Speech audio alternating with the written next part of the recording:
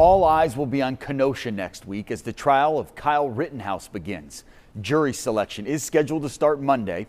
Rittenhouse was 17 at the time. He shot 3 people, killing 2 of them during the protests in August of 2020 following the Jacob Blake shooting.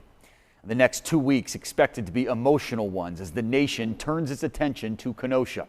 Ahead of the high-profile trial tonight, community leaders come together in hopes of unifying the city. Michelle Fiore reports from Kenosha.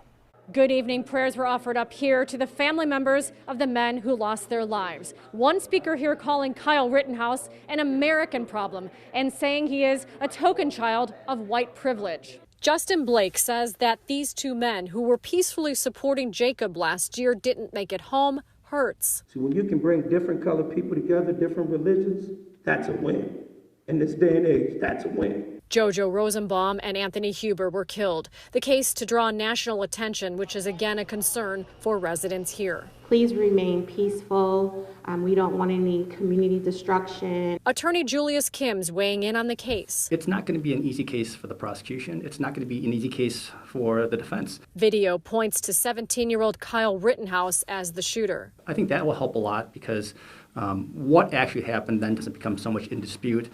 It's just the legal justifications of why things happened. The judge ultimately ruled the case could be tried in Kenosha County. The tricky part is ultimately selecting, 12 jurors and some alternates that can look at the evidence in this case and put aside some of their biases, put aside some of their previous life experiences, and try and judge this case based upon the facts and judge it fairly. Back at the meeting, Hannah Giddings talked about losing her soulmate. And some of my more prominent feelings then were unabridged anger, confusion, despair, overwhelming sadness. Giddings also expressed what she feels about Rittenhouse. He also was a 17-year-old child who was blindly following with all his heart a belief system that he was raised in.